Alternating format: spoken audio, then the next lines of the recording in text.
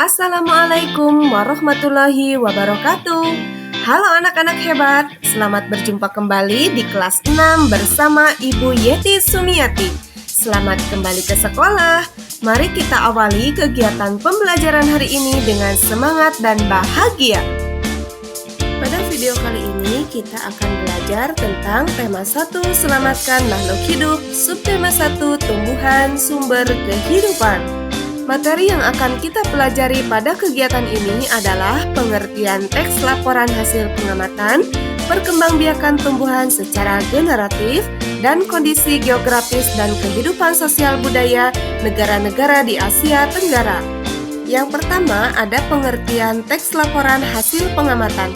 Teks laporan hasil pengamatan adalah teks yang berisi informasi berdasarkan pengamatan yang sudah dilakukan. Misalnya, pengamatan tentang perkembangbiakan hewan, tumbuhan, atau keadaan di lingkungan sekitar. Teks laporan hasil pengamatan berisi informasi umum, kumpulan fakta-fakta, dan simpulan.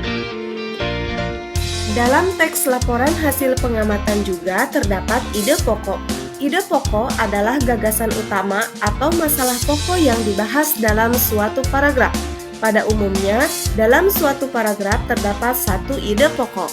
Ide pokok dapat terletak di awal, di tengah, atau di akhir paragraf. Ide pokok yang terletak di awal paragraf disebut dengan paragraf deduktif. Ide pokok yang terletak di tengah paragraf disebut dengan paragraf campuran.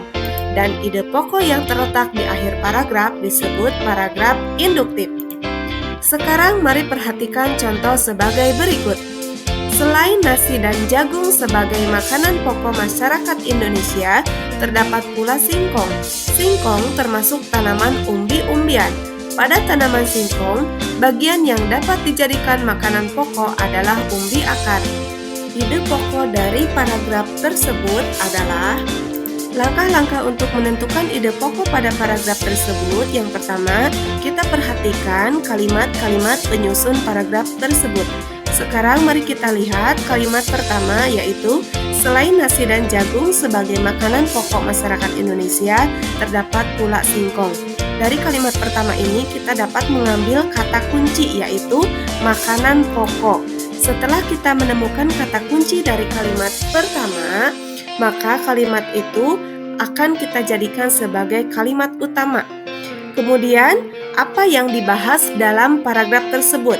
Selanjutnya kita menemukan kata singkong yang lebih banyak, sehingga pada paragraf tersebut pembahasan yang diutamakan adalah singkong. Sehingga dapat kita simpulkan bahwa ide pokok dalam paragraf tersebut adalah singkong sebagai salah satu makanan pokok masyarakat Indonesia. Nah, sekarang ayo kita simak cerita berikut ini. Halo, nama saya Denny. Saya mempunyai tugas membuat laporan pengamatan tentang bagian-bagian singkong yang dapat dikonsumsi. Saya akan melakukan pengamatan terhadap tanaman singkong terlebih dahulu. Setelah itu saya akan menuliskannya ke dalam sebuah teks laporan. Halo Ayah, bisakah Ayah membantu Denny? Apa yang dapat Ayah lakukan untuk membantu Dedi? Denny punya tugas membuat laporan pengamatan terhadap tanaman singkong. Oh begitu. Baiklah, sekarang Dedi amati dulu bagian-bagian tanaman singkong ini.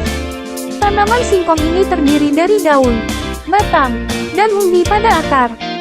Nah, sekarang Dedi sudah tahu bagian-bagian dari tanaman singkong. Bagian tanaman singkong yang dapat dikonsumsi adalah umbi akar dan daunnya. Sedangkan batangnya tidak dapat dimakan. Akan tetapi, batang singkong dapat dipotong-potong dan ditanam kembali sehingga menjadi tanaman singkong yang baru. Oh begitu Ayah. Lalu bagaimana batang singkong tersebut dapat tumbuh kembali tanpa akar? Pertanyaan yang bagus, Dedi. Tumbuhan adalah salah satu makhluk hidup. Salah satu ciri makhluk hidup ialah dapat berkembang biak atau memperbanyak keturunan. Setiap tumbuhan tentu memiliki caranya sendiri untuk berkembang biak. Nah, tanaman singkong ini jika ditanam pada tanah maka akan tumbuh tunas pada batangnya. Proses tersebut merupakan cara tanaman singkong untuk berkembang biak. Oh begitu. Wah, sepertinya akan asik sekali ya belajar cara tumbuhan berkembang biak. Iya, Dedi. Lain kali kita belajar lagi ya. Sekarang apa yang Dedi ketahui tentang tanaman singkong? Dedi jadi tahu bahwa bagian tanaman singkong yang dapat dimakan ialah umbi akar dan daunnya. Betul sekali. Nah, sekarang ayo kita bersihkan dulu singkongnya. Nanti singkong tersebut kita rebus dan makan sama-sama. Pasti, Dedi suka sekali singkong rebus. Terima kasih Ayah. Hari ini sangat menyenangkan. Dedi juga bisa mencatat untuk bahan membuat laporan. Sama-sama, Dedi. Berdasarkan cerita yang telah Dedi lakukan bersama ayahnya, adapun langkah-langkah membuat teks laporan adalah sebagai berikut: melakukan pengamatan, mencatat data atau fakta berdasarkan pengamatan, kemudian membuat kesimpulan dan tidak lupa untuk menuliskan ide pokok dan mengembangkan dalam sebuah paragraf.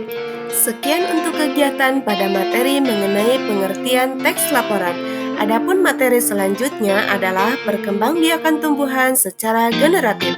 Saksikan terus pada channel ini ya. Jangan lupa untuk like, komen, dan subscribe, serta bunyikan loncengnya. Terima kasih. Wassalamualaikum warahmatullahi wabarakatuh.